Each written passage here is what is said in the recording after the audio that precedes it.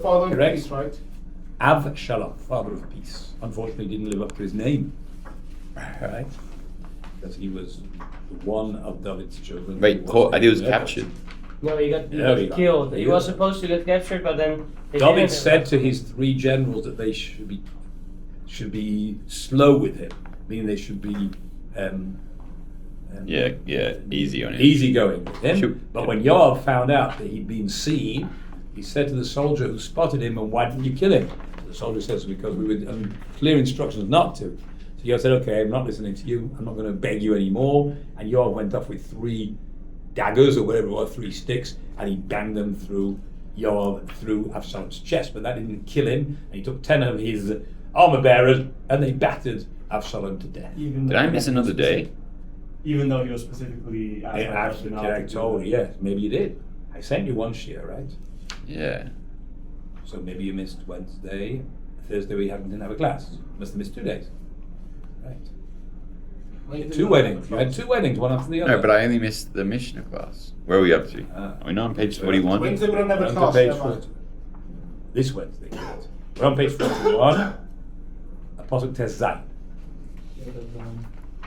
What? Tet Zion. You're in the middle of the page. We're up to here.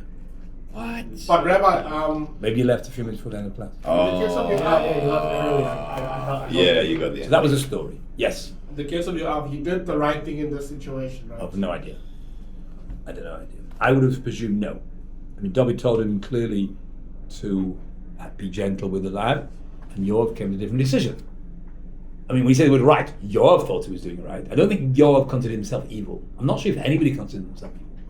If you had asked Hitler, do you think you're evil? He probably would have said no. He's doing the best thing for mankind. And Stalin probably thought the same as well, and Haman. So, without trying to compare Yoav to any of those 3 people, right? Yes, Yoav was a tzaddik, and he thought he was doing the right thing, but David had told him not to. So there must have been some debate between Yoav and David, right? And I think that when the king tells you to do something, then you don't, you should be, what's the word? Court-martialed for doing something, I think. Don't mention with, what was his name? Arik Sharon. I don't think Yoav would like to be compared to Arik Sharon either. In the Yom Kippur War, he disobeyed orders. It worked out very good in the end, but that's not what you're supposed to do. Remind me to tell you a story after the show. Okay, all right. You later. Okay, so what did he do? So that's what you do. Yoav just happened. You heard a bit about Avshalom got his hair caught in the tree? Yeah. He got his hair cut in the tree. He was hanging between the sky and the ground, and his donkey ran off. And then somebody saw him, and somebody ran off to Yoav and told him, and Yoav came along and they killed Avshalom. That's Pasuk Tesvav. Vayimisehu, and they killed him. Vayiska Yoav bashofar. Yoav blew a tekiah. That's a tekiah, right? Vayiska Yoav bashofar. Yoav blew on the shofar. That was a sign to end the fighting. Okay? Vayeshev ha'am, and the people returned, means they came back, mirdof, from pursuing. Lirdof is to pursue, mirdof, from pursuing. So Yoav's men would stop pursuing the other side. Achari, so after the Jews, which was the name of the Avshalom's army. Ki chasach. Now chasach means to... Terrify? No. In modern Hebrew, you have a tochnit chisakon, is where you have a savings account, right? To save. And they're spelled with a samach, but in Hebrew, samach and sin seem to be almost interchangeable. Oh, wow. Right? They're exactly the same sound, samach and sin. Why we have 2 letters with the same sound, I have no idea. Right? But, I mean, I presume they're meant to have different sounds. Right? But you do see that poets who write poetry, according to the Aleph base, sometimes will write words which begin with a sin, even though it's in Samach, because it didn't have a word for Samach. Right? So it just seems to be these letters are really interchangeable. So chasach means to save. Yoav wanted to save the people. He had nothing against the people in Avshalom's army. Right? They unfortunately was supporting the wrong horse, and they were good people. They just thought that Avshalom had tricked them. Avshalom was the bad guy in the story. Avshalom deceived them, manipulated them into following him. And people really did have grievances against David. So Yoav understood them, and Yoav wanted to save them. So he immediately called the war off soon as... So it was the end of the hostilities, as it will. That's the right word. So what he chasach esa'am, Yoav wanted to save the people. He had pity on them, and therefore he called the fighting off. Vayikchu Avshalom. They took Avshalom, vayashlichu oisai, and they threw him bayar in the forest, el hapachas hagodol, into the big. It must mean a big pit. What? Okay. Pachot means less than, as opposed to yoter, which is more than. So when something is less than, it means it's an indentation. It's less than where it should be. So it means there was a hole or a pit or an indentation in the forest, and they threw him into this thing. Wow. That's where they buried him. Not a very honourable burial. Vayetzivu alav gal avonim. But they erected on top of him a pile of stone. So people would know where he's buried. They didn't take him to give him a royal burial. On the other hand, his family had deserved the right to know where he was. So they put on top of him a big pile of stones. Gal avonim gadol ma'od, a very big pile of stones. I suppose every soldier came along and put a stone there. It became a very big pile of stones. Gal is Gal is a heap. It also means a wave, because waves and heaps are the same shape. Gal. Remember? Andre's got Gal. A wave is that shape, Yeah. and a heap is that shape. Same word. Gal avonim gadol me'od. I've told you before that a gal, what's a gal? Circle. Not really. Igul is a circle. It's a wheel. Right, a wheel is the shape of a circle, but wheels and circles are not the same thing. Right? Incarnation. This is a circle. Gal. This is a circle, but it's not a wheel. It's a cup. Right? So yes, they're very similar. The shape of a wheel is a circle. A gal is, I think, it's because it has two waves. It's the wave on top and the wave underneath, and together you get a circle. That's why a wheel is called a gal. A gilgul, right, is a reincarnation, because the person's come full circle back to where he was. Died and gone to wherever it is and come back. So it's come full circle. That's what we call it, gilgul. All right. Okay. V'chad Yisrael, all of Israel, nasu, fled, ish la'ahalav, each man to his tent. I know it says each one to his tents in the plural. It should say each one. Each one had more than one tent. Could have had. I don't think that the normal way you would say la'ahalai, which is the way it's actually written without the vowels. Can you see? It's written without the vowels, which means in the Tanach it's written ish la'ahalai, each one to his tent. For some reason, it's actually read la'ahalav, to his tents. Well, to me, it sounds like each one had more than one wife, because a tent implies a home with a wife. This word's meant to be in brackets.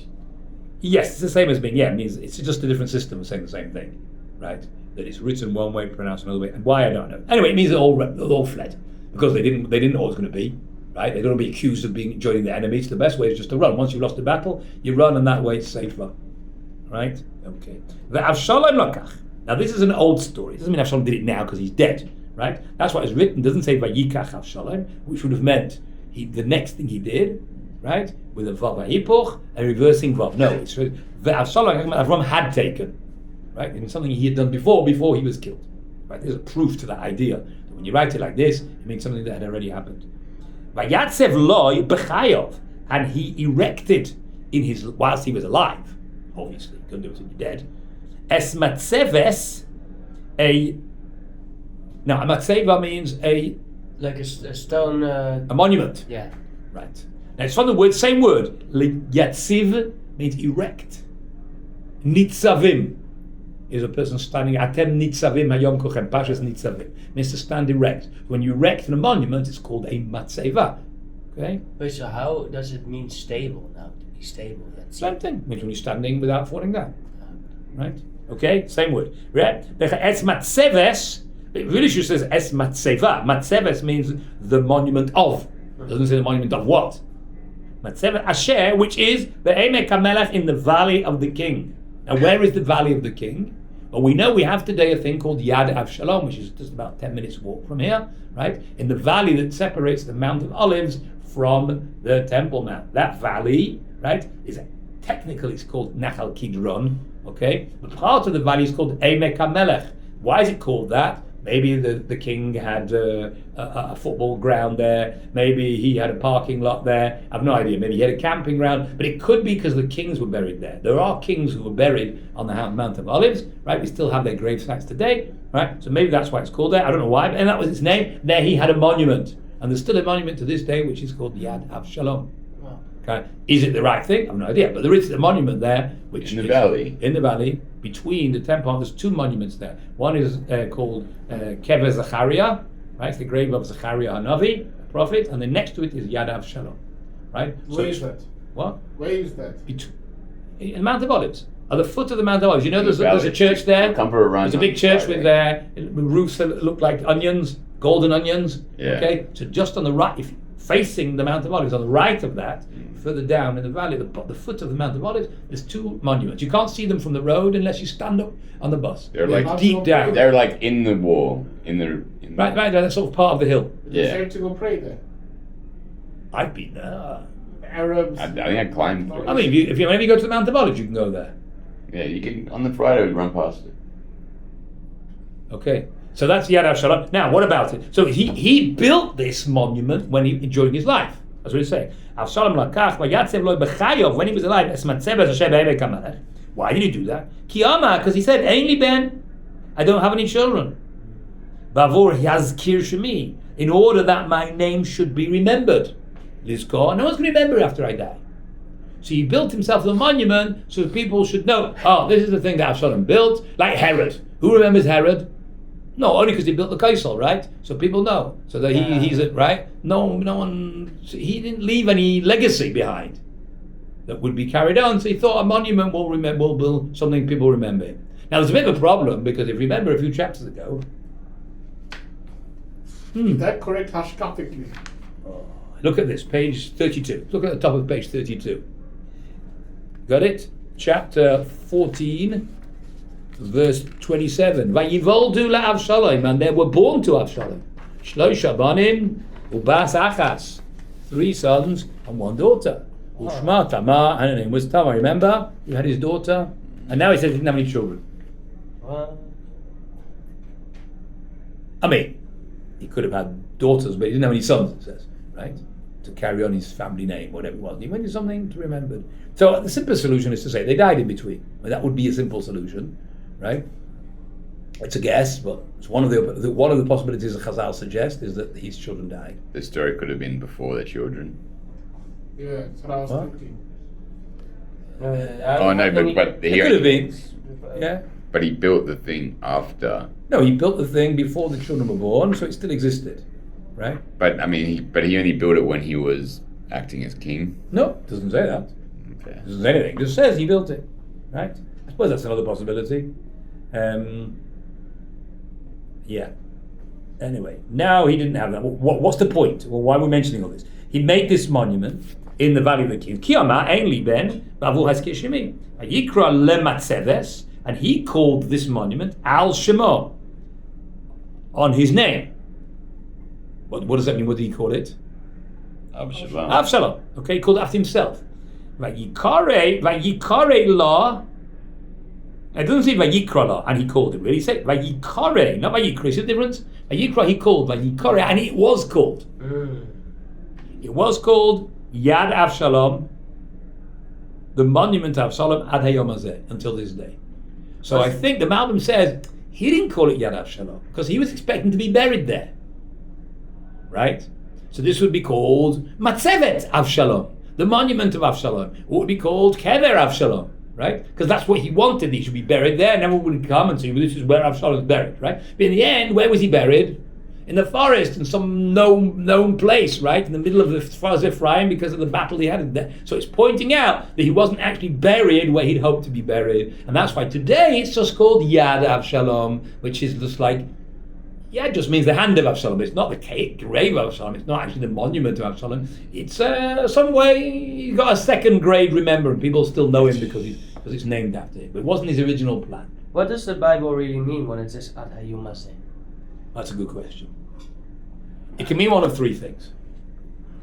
It can either mean until the day that this Navi was written, or it could mean the day that the Tanach was canonized, which means that someone decided what should and shouldn't be part of Tanach, and at that point added the words that it's still called that today. Right?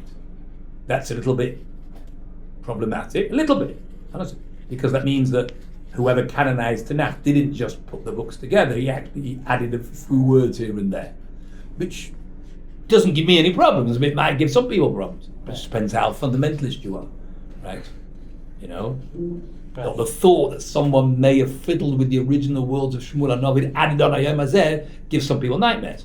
Understand? Yeah, Me, I it don't doesn't. like that. You know, okay, whatever. I'm just putting the possibilities. Right? Probably Lev would also be bothered by that as well. You know, it depends how Haredi you are, right? But people who are okay, what's the big deal? So, you know, that's just how Judaism is. It evolves. You know, people have this sort of hashkafa. So that have no some people have no problem with that. Yeah, I don't think it's a big deal for Ezra to write. You should know that this has got its name, and still 600 years later, when we're actually canonizing Tanakh, where it was done, it's still called that. I don't think that's doesn't give me problems. You see, fiddling with the Torah does, right? Because the Torah is the word of God. And when you start fiddling with that, that's problematic. I mean, it gives me more problems. Right. Yes. But, yeah. I mean, there's a Gemara that talks about the last 8 Pesukim of the Torah, right? Which is the whole discussion. Who wrote them? It says Moshe died, and there's another 8 Pesukim in the Torah. So who wrote them? Yeah. Isn't Moshe supposed to be the one who wrote in the name of God every word in the Torah? Isn't every word in the Torah, every letter in the Torah dictated by God? That's what we assume. So how did Moshe Rabbeinu write the last 8 Pesukim? Yeah, it's interesting. So that's a whole discussion. Some say he wrote it knowing that he was about to die. And he was writing it prophetically, in a sense. God says, I want you to write this. Yes, it's not a very happy ending, right? You know, you don't actually get to the last minute to go into the land of Israel. No, everybody dies, but he was hoping, the last minute get a reprieve. No, you don't get a reprieve, and you're going to die here. And that's he dies. And Chazal said that Moshe Rabbeinu wrote those crying. He wrote those last 8 Pesukim crying. That's one opinion. And others say, no, Yeshua wrote it. Right. Yeshua wrote a big deal, so Yeshua wrote it. What do you mean big deal? Isn't it supposed to be dictated by God? No, Yeshua wrote it. So there's different opinions. So it's not such a shocking thing to say that it's, but it's more problematic, especially if you believe in Torah codes and all the sorts of different levels that the Torah is written in. Right? I mean, believe in Torah codes are there. You just Okay, don't so believe you see, as I said, people like Dylan believe them and they're there, right? But if Ezra can sleep at night. What? If you say Ezra is the one that added, like... Yes, if Ezra added that to the Chumash, that's hard to do. How does Ezra, who managed to write something on a level that has Torah codes? I mean, Torah codes are only found in Chumash. They're not found in Navi, right? That's part of what's called a control. You know, you do a laboratory test, right? You do something to see whether it is actually real or it's just being influenced because of the heat of the room, right? So you do on some other thing and you see whether it works. And they usually use Navi as a control, meaning if you don't find in a Navi is almost the same type of Hebrew as Chumash, right? And it doesn't lend itself to codes. So why does the Chumash lend itself to? The fact you don't find in the Ma'ariv. Right? It's also Hebrew. You don't find the Ma'ariv codes. Because in modern Hebrew words are written differently. They have too many yuds, they have extra yuds and extra vavs, and that's why you can't find codes in the Ma'ariv. Okay. But why didn't you find it in Yeshua, in Shoftim? The answer is because this is the word of God. This isn't the word of God. Right? No one thinks Yeshua and Shoftim is the word of God. It wasn't dictated to the Nevi'im what to write. Only the Torah was. So once you say, oh well, if the Torah was dictated, then how come the last 8 Pesukim, where did they come from? That's why it's more problematic to say that in the Chumash it says till this day than it says in Navi. In Navi, okay, it's a big deal. You know, that's why it doesn't bother me. On the other hand, there's a Rashi who says somewhere that Hayom Hazeh means it's prophetic. That means anyone reading these words will be able to say this is still true. Wow. Because Hayom Hazeh means till this day, till today, Yeah, till 2026. So Rashi says, well, if it says that, it means it's prophetic, right? But Rashi is very nuancedly careful to write every time it says that in the Mikra. Every time it says the word Hayom Hazeh Mikra, it's prophetic. The question is, what does Mikra mean? Does Mikra mean all of the Holy Scripture, Or all Chumash, 20, or does it just mean Chumash? If it just means Chumash, then that Rashi is not so radical. It's just saying, I mean, the Chumash, Hayom Hazeh is prophetic. When it says Hayom Hazeh in the Navi, it might just mean until. You see, on the other hand, it's hard to believe the other opinion that it means until it was written. Because what's such a big deal? You know, this was written a few years after it happened. Mm-hmm. Oh, it's still called that. Well, of course it's still called that. This is only 10 years ago. Why should it have lost its name? Understand? But if it's 300 years later when the Tanakh was canonized, then it's a meaningful statement. Still called that name. So I like that one, although I don't know if you can prove any of them. Okay? Right. All right. Thank You got you. that now? Okay, remember it. Thank you. Okay. Pasuk test. V'achimat. Now who's Achimat? We're going back to the battle now. Achimatz ben Tzadok. He's the son of the Kohen Gadol. Achimatz. He was one of the people who had. You remember when they wanted to get the message about Hushai got the message about what Avsalom's plans were. He told the Kohen Gadol, Evyosa and Achimatz, Evyosa and Tzadok, and they got a message through the Shivcha to their children who were in Ein Rogel, and they ran to David, almost got caught and hid in the pit, and they covered it with a mat, and they eventually came to David. So they're actually in David's army, Wow. as opposed to their father, who was stuck behind in Yerushalayim, looking after the ark. So these two boys, I don't know how old they are, the sons of the Kohen Gadol and of the second in command, they have joined David's troops, and one of them is here at the battle. So what's he got to do? Achimatz, the son of Tzadok, Amar, he said, Arutza. Arutza means? I will run. I will run. Na, either now or please, means he's asking permission from his commanding officer to leave and to run somewhere. Va'avasra es HaMelech. Any idea?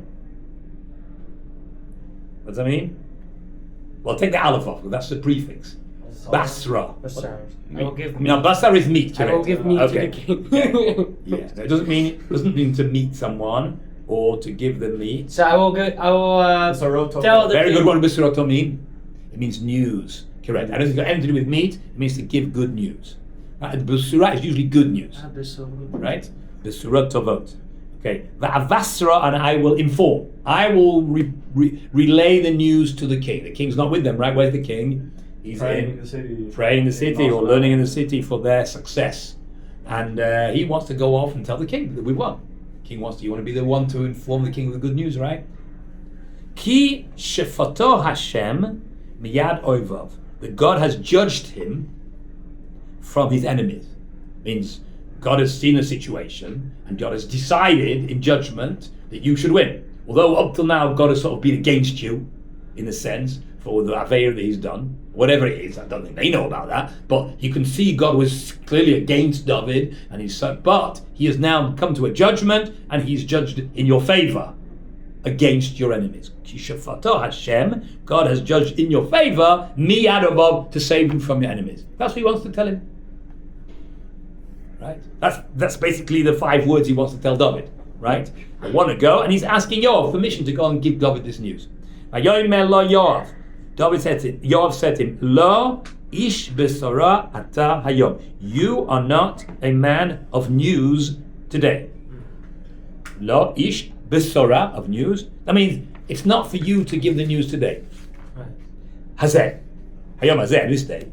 Ubisarta b'yom acher. You'll tell on another day. Some other time you'll give the news. Today's not a good opportunity for you. Why? Today you will not give the news. Ki al kain ben HaMelech meis, because the son of the king has died. And that's part of the news. You won't be able to tell David what you want to tell him without telling him that. Right? Especially if you say it the way you said it. God has judged. Judge means taken sides one against the other. Right? So, and he says, from his enemies. So to say that is almost saying that Avshalom has been killed. God has judged against your enemies, right? So if you say it like that, then you're going to give David bad news. And you don't want to be a reporter of bad news. So it seems, right? How is that a reason to not tell David the news? Well, because you have to wait and let's see what happens, right? So you have this from? You had to have him in a knot. You have a big tzaddik. You think David pushed the guy as the head of his army? You think Yoav didn't wear tchelas? He wore tefillin when he went out to battle. Rabbeinu Tam tefillin and Rashi tefillin, both when he went out to battle. The big keeper. I mean, maybe a hat as well, but that maybe a stribal, right? That's how to wear tefillin with a stribal. You think all Yoav did was learn Daf Yomi? Yeah, but he was a Talmid Chacham. Made mistakes. Moshe Rabbeinu made mistakes too. Was Moshe Rabbeinu from? Also made mistakes. Okay, I'm not comparing Yoav's mistakes to Moshe's mistakes, but the fact that people are from and tzaddikim doesn't stop them from making mistakes. It's because there's a specific halacha that says you're not to give people bad news and how to give bad. So I'm saying he yeah, I know. Where do we learn it from? We learn it from Yoav. Right? Really? Where would you learn it from? I mean, maybe there's other places to learn it from. Yeah, Yoav's a tzaddik. You don't learn from Yoav's mistakes. You don't learn from David's mistakes either. You say, it's okay to have an affair with married women because David did it. No, things that are wrong you don't do. But otherwise, you assume tzaddikim are doing things right unless it's clear But they get it over the head. What got over the head for? We don't copy, but everything else did we copy? Okay, so Yoav doesn't want this. The Achimat should be the report of this bad news. So it's bad news. So you'll go another time when David's got good news. You want to wish him Mazel Tov. He had a baby. You'll be the report on that day. Yoav la Kushi. Yoav said to the Kushi. This is. I've never come to terms with this man. To me, it's shocking. The term. Shocking. Let's find someone to give bad news. So who do we give it to? Kushi. He'll give the bad news. Why? It implies that Yoav assumes that good people give good news and bad people give bad news. Right? Now, why do you assume because this guy's a Kushi, he's a bad guy? Yeah. We have a Kushi here and he's a good guy. Right? Why? I mean, he's not really a Kushi. Kushi means from Kush, right? But that's what they mean, right? They didn't have any connection with guys in South Africa. No, it means the black guys they knew were from Kush. So, what about black guys are doing in each other? I know, whatever. Because they had some connection. They had wars with Kushim, and he somehow or other he joined the wars, right? What was black guy doing here? The answer is sometimes they join us, right? So it happens, right? It's a bit rare, but it does happen. So we had this Kushi was in Yoav's army, right? Yoav doesn't say pick somebody, right? It stresses that he's a Kushi. Why is that irrelevant? Obviously, it's trying to say that when you want to give bad news, you pick a bad guy. And a Kushi is probably a bad guy, right? Maybe black's not relevant. But then why does it say it then? That's what I'm saying. Black's not relevant. So why does it say it? Why point out that he was a Kushi if it's irrelevant? Just say by Yoav, Aish acher. He said to somebody else. Why do I need to know? Why do I need to know he's a Kushi? Why is it part of the story? In the food chain, black people are down there. So if he gives David HaMelech bad news and David wants to kill him, his life doesn't really mean that. So you're saying the same thing as me. That's what I said. You said different words. I said bad. You said irrelevant. The same thing. That's called racist, correct? Yes. So Yoav is racist. Yeah. Does that mean it's okay to be racist? Does that mean the Torah is racist? Or is this one of the bad points of Yoav? That's my question. This pasuk says that Yoav is racist. The question is, like you just said, do we learn from Yoav? Yeah, we learn from Yoav not to give bad news. Do we also learn from Yoav to be racist? You don't have to walk out. I mean, it's okay. No, I think that since we know that Yoav has certain bad points about him, for example, Yoav has no problem of murdering Avner. He has no problem of murdering Avshalom, right? Doesn't really regard. He doesn't seem to regard human life as he should do. That doesn't make him to a Rasha because he did kill people who were enemies. Right? Avshalom was a Rasha, Avner was on the side of Shaul, and Avner had killed his brother, don't forget. Avner had killed Yoav's brother, so he had an excuse, right? But he looks like, what's the right word to say? A little bit fast on the trigger, right? To put it nice way, right? So now it could be that person who's racist, maybe it's even possible to even explain to you where that comes from. Racist is what we call to see people as strange. They're not one of us. They're different, right? In Hebrew, the word cruel. You know how you say cruel in Hebrew? Eden, how do you say cruel in Hebrew? You know? Achzar. Achzarim is a cruel. Now the word achzar means only strange. Ach, not with a ches, not brother. No, ach means but. Zar. Zar is strange. Means when you see somebody as a stranger, not one of us, right? Then it makes it possible to be cruel. Right. You get it? Just like you can be cruel with a plank of wood, because it's not a human being. So the more you see a person as the more you see part of your group, it's harder to be cruel with them. It's easier to be kind. So maybe the apostle is saying, yes, this is a nasty character trait of Yoav, that he assumes that black people are bad and worthless and who cares? Let's send a black guy. Wouldn't send a Kohen. No, a Kohen, Achimas, a Kohen, he's a special guy, but he doesn't send a Jew. I mean, it could be a Jew. He says a black guy. Why? Well, black guys, what's a black guy worth? That doesn't necessarily mean it's good. It doesn't mean Torah is racist. It means that Yoav was racist. Fine. But it was the culture of the time. You haven't answered the point. You keep going on this culture. The culture of the time means the Torah culture. For me, it's the same thing. There's no difference to me between the culture of then and now. The difference is the shoes they wore, the Zemiris they sang at the Shabbos table, and the cholent they ate. But their attitude, Torah hashkafa, has never changed since the time of Moshe Rabbeinu. There's no such thing in my mind what you consider culture. Culture is the music you listen to, the food you eat, the clothes you wear. That's all. The hashkafa is the same. Can't be that people used to be racist and now it's not acceptable to be racist. I don't care what they think in America. I'm talking about Torah Ashkofa. Does the Torah say it's okay to be racist? To view black people as worthless and bad? Can be. Yeah. But they are cursed. Who cursed them? First we're talking about Chom, right? Okay? And where does it say that? Where does it say they're bad? Noach gave them a curse, so what? Does it make them bad? Are cursed people bad? Just said, Eved Avodim. They will be slaves. Okay, so they'll be slaves. Slaves are bad? Lots and lots of white So I'm people just bad. saying, like, the life was. But I'm talking against myself, by the way. No, you're not talking about it. He said, well, the question was not the truth. Well, he said, you're a good guy. Good guys give good news, right? I don't see, like, especially a Kushi who's joined the ranks of Yoav's army. Why is he? I don't know why their lives are worthless. If you murder a Kushi, you chayav misa. You know. How do you know? It says in the Torah, if you kill your slave, you get killed by basically. It says that in the Torah, right? It says it in the Torah, written black on white. If you kill your slave, you get killed by basically. If he lives for 24 hours, then you don't get killed, right? If you shoot slave, you get killed. So our lives are not worthless. No, it's not true. So all the Americans that killed and kidnapped and then they put them in boats, you think they're into Gehenna? For sure. You have a suffering about it. To make another person suffer, that's acceptable because he happens to be black. Can't do that to an animal. It's called Tzabal HaChaim. The Torah forbids it to make animals suffer, right? Kavol Chaim and Ben Shenosha Kavol Chaim. The Torah forbids people to make human beings suffer. I'm not sure what you have in it. Again, we're not talking about culture. We're talking about Torah. Okay, Kushi, right? Yosef the Kushi. Leich, go, Hagei LaMelech. Go and tell the king Asher Ra'isa what you've seen. What did he see? You see, Avshalom getting killed. How did he hear? How do you know whether Kushi saw Avshalom getting killed? It would seem that this Kushi was the one who saw him.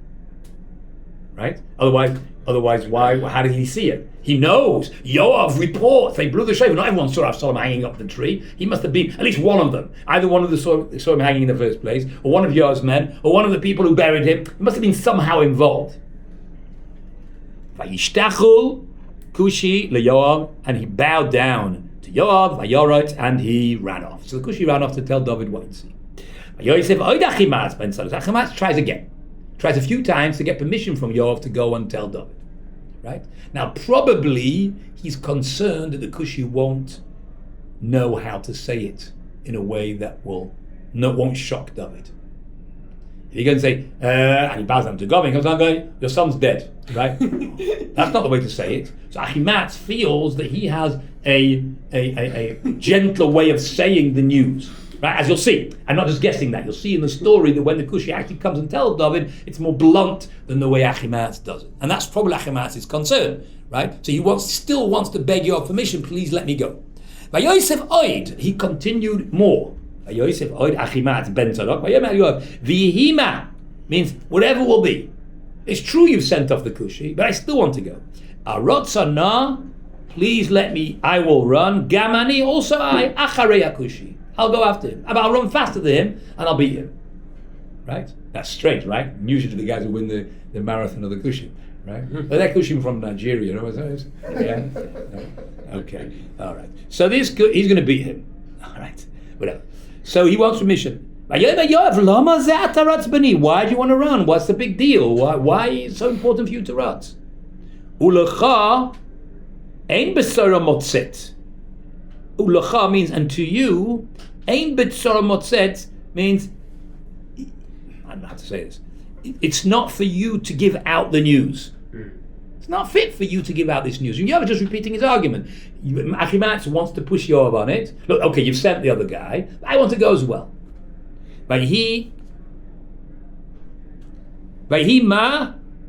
says, no, I still want to go. It looks like Achimaatz is speaking now, right? Even doesn't say so. Whatever's going to be, Arutz, I'm going to go. I mean, you can disobey orders, so it looks like. So go. You really want to, you can go. I give him permission. Yoratz Achimaatz derech hakikar. He went the way of the kikar. Now kikar, he means the It doesn't mean the roundabout, Yeah. right? It doesn't mean the loaf of bread, right? It's the name of the Jordan Valley, right? Often you'll see in the Chumash it's called Kikar HaYarden. Why it's the name, I don't know. Every valley's got a different name. The name of the Jordan Valley is called Kikar. Maybe it looked like a roundabout, I don't know. Looked like a loaf of bread. Vaya'avor et Akushi. What does that mean? He passed the Kushi. Now, He catch yeah. No. So this is very important. I mean, it's not very important for the text, but when you learn there's a sugi in brachos, which learns a meaning of this word from here. It doesn't mean he passed it. It doesn't mean he overtook the Kushi. Because to do that, he would have had to run faster, right? And it doesn't look like that he overtook him because he ran faster. It's just he went a different way. It says, which way did he go? Derech HaKikar, which means he went a different way. If he went the same way, it doesn't need to say which way he went. He went behind him and ran faster, so he overtook him. It doesn't mean that. Since he went a different way, he came ahead of him. So Vaya'avar doesn't mean to pass. He didn't pass the Kushi. Because to pass the Kushi, he would have to have gone the same way and gone faster. It means he came ahead of him. Good? Yes. Comes out the same thing, right? But the Gemara learns, you see, we have an expression in Hebrew. When you make a bracha on a mitzvah, you do it over le'asiyasa. Over le'asiyasa. So one says, what does that mean? It means you always make the bracha before. Okay. Even though the word over normally means to pass, right? So you don't make the bracha passing the action, you make it before the action. If you look in this pasuk, in this place, you'll see the word over doesn't mean to pass, but it means to be ahead of. Good? So this is used as the biblical source. The word over, which usually means to pass, here means to be ahead of something. At least here it means that. Okay, whatever. By the way, did you know there's a bracha that you make when you see a kushi? It's in the Correct. Masechet Zachor, Yeah, Mishana Abriyos. Like it tells you anything. Doesn't tell you anything. Is it- Just tells we're not used to them. It's also if you see a red Indian, you know. Same Gemara, same pasuk says if you see a red Indian, you say Mishana Abriyos, and if you see a guy who is albino, you also say Mishana Abriyos. It doesn't say they're inferior or slaves or bad or not important. It doesn't say that. Just different. Which book is this? You think since you said the same bracha when you see an elephant and when you see a monkey, it means halacha views Negroes like elephants and monkeys, right? Because you make the same bracha when you see an elephant. When you see a Negro, you say the same bracha, right? Is it the same bracha? No, Is the same bracha? Yes, it's a Mishana Abriyos. He has an Yes. agenda. So no, I don't have an agenda. You have an agenda, right? Because you have an inferior complex. Yes. No, it's not why. It's because white people are not used to. If you live in South Africa and you find a Jewish Ethiopian community and a white person walks in there, you say the same bracha. Baruch Hashem Elokim Melech Mishana Abriyos, because they're strange, right? That's all. It's strange. A white person's strange, just like a red Indian's strange, and a Chinese person is strange. That's all it means. Doesn't mean they're inferior. That's not Mishana means. Right? You don't agree with me? So why can't? No, there's another take on it, which is as follows, which is, why does the halacha say elephants and monkeys? It should say any strange animal, But no, it's Right? Saturday. right? Why doesn't it say if you see a python, yeah? Or I don't know, a kangaroo, right? Doesn't say in the halacha if you see a kangaroo, Mishana Briyos, because they're all over the place, right? An emu, they're also over the place. Whatever, you understand? So some say, fascinating, there's a medrash that says that at the time of the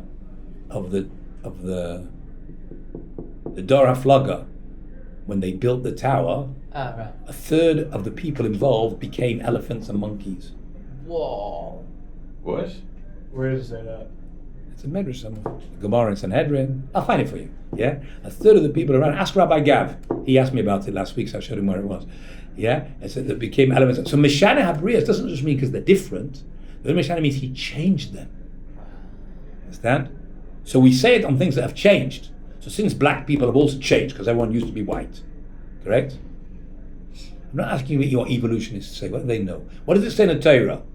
Right? We're assuming. Torah. We're assuming. No, it doesn't say clearly. But God, and Noah gave us curse to his son Ham. Yeah. The assumption is the part of that curse is they changed their color. It doesn't say that in the Chumash, but assuming that's correct. That's why you say Mishana Habriyos, because they've changed from what people were originally. They were originally one color, and then they became black. Maybe the same thing is true about white people as well. An albino is different than the rest of mankind, right? And red Indians are also, I suppose, changed from what the original color was. If you learn it like that, then say it. It's I not. didn't say anything. You said it should teach you a lot. You said it. You had an agenda. It should teach you the Torah's view that black is inferior. That's what you were trying to say, correct? I know how to read between the lines of what you say, right? That's what you're implying. And I said, no, it doesn't mean that. It just means different. Different isn't inferior. Good? You don't like it. Okay, wait till the next proof you have. Oh, let's continue. So he overtook the Cushi. He overtook the bracket. Because why? Not because he ran faster. No, the Cushi for sure can run faster. He went a shorter way. He took a shortcut, and so he arrived earlier. That's the point. Yeah. But David, where's David in the meantime? Yoshev, he is sitting, describing the present tense, Bein Shnei Hashar, between the two gates. So there are two gates. Either the city has two gates next to each other, right? Or they're not really between the two gates. You're in the gateway, both gates are open and you're sitting in the gateway, right? Maybe there are two walls which are surrounding the city, and he's in between the two walls, so he's in between the two gates. Anyway, he's between the two gates. Vayelech HaTzofeh. What's a tzofeh? I know Eden knows that. It's the scout. Yeah, I right? just didn't he know. He said when he hear they're called Bnei Akiva, right? The tzofeh, the scout, he went, because his job is to look out. El Gag Hashar, on the roof of the gate. So the gate is the entrance of the city. On the roof, that means the wall on top of the gate. El Hachoma, to the wall. Yisa Esainav, he raised his eyes. Vayar, and he saw. Vihine, behold, Ish Rotz Levado. There's one man running on his own. Who was that? So we know who it was. It was Achimat, who's taken over the Cushi, who's not in the view of the scout yet. Vayikra HaTzofeh, and the Tzofeh called out. Vayaged LaMelech, and he said to the king, Yomer HaMelech. So he told him, he doesn't say what he said to him, he said, there's somebody running. The king answered, said to him, Im Levado, if he's on his own, B'sorah B'fiv, there's a report in his mouth, means a good news. Why? Means if there's bad news, he wouldn't be on his own, they'd be all running away. Right? So there wouldn't be just one guy. One guy means he's come with a message. I mean, I suppose the message could be lost, right? But it wouldn't be like that, it wouldn't be so organized. They'd all be fleeing and they'd all be running all over the place. Yelech, and he goes, haloch v'karev, meaning gradually getting closer. Means this runner's running and he's getting closer and closer towards where the king is with his men. Vayara tzofeh, and then the scout saw Ish acher, another man, Rotz, also running. Who's that? That's the Cushi who's running behind because he's catching up to Achimat. So Achimat overtook him because he went the short way. Vayikra tzofeh el hashoer, and the tzofeh called to the, what's a shoer? Guard? What's a shoer? The goalkeeper, right? In modern Hebrew, shoer is the goalie. Yeah. Shoer, because he's in the sha'ar. The sha'ar is the gate. So in a football match, the shoer is the goalkeeper, right? That's not what he was over here. He's in charge of the gates. Wait, and so scout was sure. the scout is tzofeh, and he calls out to the shoer, Vayomer, and he said, Hine ish rotz levado, there's a person running on his own. Vayomer HaMelech, and the king said, Gam zeh mevaseh, this guy's also got good news. Is Shia the same as gate? Yes, same word. The guy in charge, sha'ar, is a gate. Sho'er is the guy who's in charge of the gate. Same letters with different vowels. Sha'ar is the gate, this is the gatekeeper. Now the Malbin, as you can see, has noticed a bit change. The first report didn't go through the sho'er. The tzofeh saw, said to the king. The second time, he referred to the sho'er, and apparently the sho'er told the king, although it doesn't say that, the king heard the message, right? It could be he overheard him telling him. It doesn't say, but it didn't go directly to the king. For some reason, the Pasuk points this out. So the Malbim says that like this. There's usually a protocol on how you give messages to the king. You don't just shout out to the king, right? You'll scout on top of the wall, hey, David! No. Even if you call him David HaMelech, you go to your commanding officer, and it will pass along the chain of command until it gets to the king with the message. But the first time they were so excited about what was going on that he, what's the word? Did away with the protocol of reporting to his commanding officer, and he reported straight to the king. He just shouted out to the king because he knew the king would be excited to hear the first news. Once they already had news and the king has already interpreted the news that was good news, it wasn't important with the second guy. What's the big deal? Why do you have to know there's a second guy? Okay, so he told his officer, who was the sho'er in charge of the gate, and he eventually, could be the king even overheard it, but it wasn't done out of line. It was gone along the right line of command. Okay, so the king thinks that's also good news. And the scout said, Ani ro'eh, I see es merutzas harishoin. Now merutza is from the word rutz, which means To run. to run. So merutzat means the style of running. I can see from the way he's running of the first guy, once he got close enough, even though I can't actually see who it is, I can see from the way he's running. Ki merutzas achimatz ben tzorek. That's the way achimatz runs. Now, it's interesting you can tell the way people run, right? We can't actually see them, but I can tell from the way he's running. Yeah, it just reminds me of a joke. We once had a guy from Yeshiva years and years ago came to our sukkah. What was his name? Yisrael Meir Bloomstein, that was his name. Bloomstein. So, we were talking about jokes that people say about Balei Tshuva, right? Oh, it was a BT joke, right? You know, the sort of silly mistakes that Balei Tshuva make because they don't know that the word Sheva Brachas is a singular, it's not a plural word. There's no Sheva Bracha, right? Or Bein Hazman. No, Bein Hazmanin is a singular word. You can't say Bein Hazman. You can't say Sheva Bracha. Sheva Brachas is the singular. Bein Hazmanim is a singular. But those are typical Balei Tshuva mistakes. So FFBs make joke about Balei Tshuva mistakes. So he said you should know that there's FFB jokes as well. You know, we make jokes about FFBs, right? FFB from birth, right? Guys who were not Balei Tshuva, they were always from. So he said, I'll give an example. Oh, how do FFBs run? So he puts on his jacket. He holds his hand like this, right? You know, you run like this because you have to keep his jacket from flying all over the place. FFBs wear jackets, okay. That was his FFB joke, right? So I said, this was surprised. We didn't know that people make fun of. You make fun of Balei Tshuva. They run FFBs. That's all done in good humor. Whatever. So I'm saying that he could see the way Achimatz was running. It was sort of the way Kohanim run. He was a Kohen, right? So Kohanim or whatever, the way the clothes they wear, they run, and they don't wear like sports guys run. Not like Kushi. The Kushi was Nigerian, right? He knew how to run the marathon, right? He was running like you're supposed to run. This was the Haredi run. It's a bit of a shuffle, you know? I could see that it's not the regular, whatever. Anyway, this, he could see it was Achimatz. What does David say? Let's just finish. Oh, Aish toiv zeh. This is a good man. This is where you get the idea from. It's not so clear in Yoav why he prefers to send the Kushi than to send the Achimatz, right? He just says it's not for you. It doesn't say why. Now David's giving away what's the point, right? He's a good man, right? Achimatz, a Kohen, yeah, he's a good man, right? The El Besura Tovaya, he for sure will bring good news. So David thinks. That was exactly the point that Yoav. Yoav Why didn't didn't want Yoav to. explain this? No, it's clear. Yoav doesn't need to explain it, but it was understood, I think. Yoav understands why I'm not sending you. Today is not another time. So I understood immediately. Another time when it's good news, but today, because the king's sons died, it's not a good time to say it. It wasn't so clear. I think it wasn't so evident from the Pesukim, but David makes it clear. But if Achimatz knows this, why does Achimatz insist on going? Because he, first of all, Yoav assumed that he would arrive second. Mm-hmm. Right? But I think Achimatz wants to arrive first because he's worried the way in which the Kushi will tell David. It's true I'm going to give bad news, but you can break bad news slowly, and that's better than letting these other guys tell the bad news who's not experienced. Doesn't make him a bad guy, he's not experienced in giving bad news, that's all. So he'll say it without thinking. Whereas Achimatz thought about how to say it, he'll say it in a way that will be less, it will slowly sink in.